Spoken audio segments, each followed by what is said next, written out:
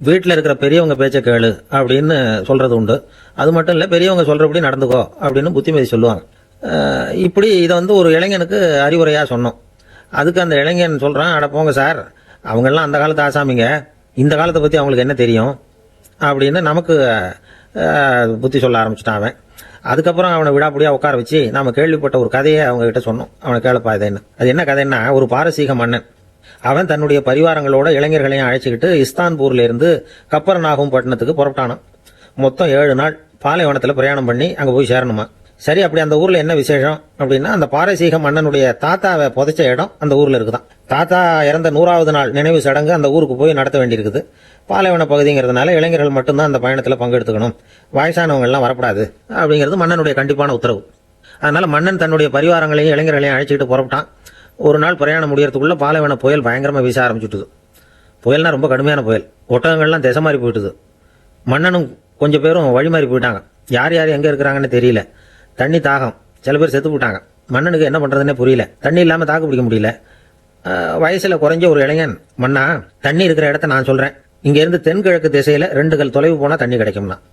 அவன் பேச்சை நம்பி அவன் சொன்ன திசையில குறிப்பிட்ட தூரம் போய் பாக்குறாங்க.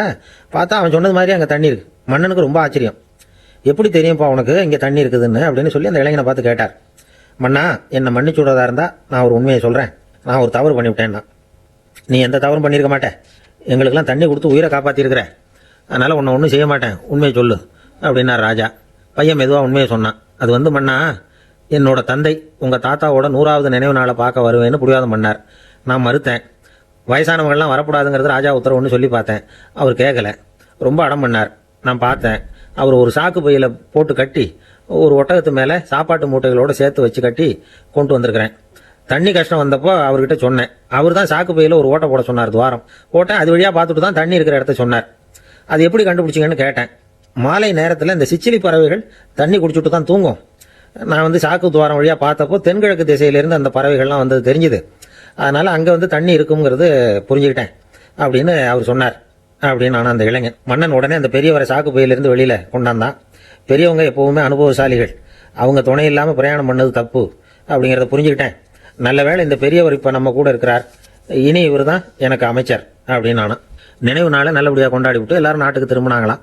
இந்த கதையை சொல்லிவிட்டு அனுபவ பாடசாலைகளில் படிச்ச முதியவர்களுக்கு மரியாதை கொடுக்கணும், அவங்க பேச்சை கேட்கணும் அப்படின்னு நம்ம எதிரில் உட்காந்துருந்த இளைஞனுக்கு புத்தி சொன்னோம். சரி சார், இவ்வளவு தூரம் சொல்றீங்க, ஏற்கனவே ஒரு பெரியவர் சொன்ன புத்திமதியை கேட்டுட்டு தான் நான் அவஸ்தைப்பட்டு இருக்கிறேன் அப்படின்னா அவன். என்ன புத்திமதி சொன்னார் அவர் அப்படின்னு கேட்டோம். உங்ககிட்ட வந்து புத்தி கேட்க சொன்னார், அதோட பலன் இந்த 5 நிமிஷ அவஸ்தை அப்படின்னா.